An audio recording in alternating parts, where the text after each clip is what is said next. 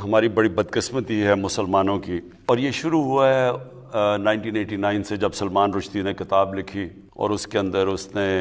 گستاخی کی ہمارے نبی صلی اللہ علیہ وسلم کی شان میں۔ تو تب سے مغرب کے اندر یہ سلسلہ شروع ہوا پچھلے 30 سالوں سے۔ ہوتا کیا تھا کہ مسلمان کو تکلیف پہنچتی تھی جب یہ اس طرح کی کوئی ان کی شان میں گستاخی ہو۔ اس کے بعد وہاں مغرب میں کوئی رائٹس یا یہاں بھی لوگ سڑکوں پہ نکلتے تھے، کیونکہ مغرب کو اس چیز کی سمجھ نہیں تھی، کیونکہ وہاں وہ بالکل دین کو اور طرح لیتے ہیں، وہ تو اس کو اس طرح نہیں لیتے جس طرح ہم لیتے ہیں، اور نہ ہی ان کو سمجھ ہے کہ مسلمانوں کو کتنی تکلیف ہوتی ہے، کہ کیسے نبی صلی اللہ علیہ وسلم ہمارے دلوں میں رہتے ہیں، ہمیں اپنی فیملی سے زیادہ تکلیف ہوتی ہے، یعنی کوئی چیز ہمیں اتنی تکلیف نہیں دیتی جتنی جب ان کی شان میں کوئی گستاخی کرتا ہے۔ لیکن مغرب کو یہ سمجھ نہیں آتی، کیونکہ وہ کہتے ہیں جی فریڈم آف سپیچ ہے ہماری اور ہم آزادی رائے کے نام پہ ہم جو بھی کر لیں،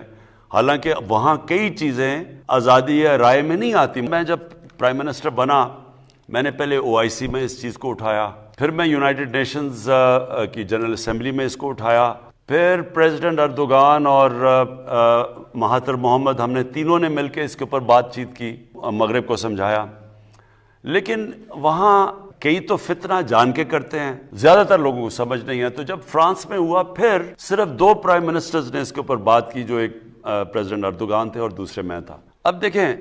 مسئلہ کیا ہے، جب تک مسلمان ملک کے ہیڈ سب مل کے اس کے اوپر ایک آواز میں بات نہیں کریں گے، یہ مسئلہ حل نہیں ہونے لگا۔ اور میں نے سارے مسلمان ہیڈز کو خط بھی لکھے اور کہا ان کو کہ ہم سب کو مل کے ایک آواز میں کہنا پڑے گا کہ یہ آزادی رائے کی آڑ لے کے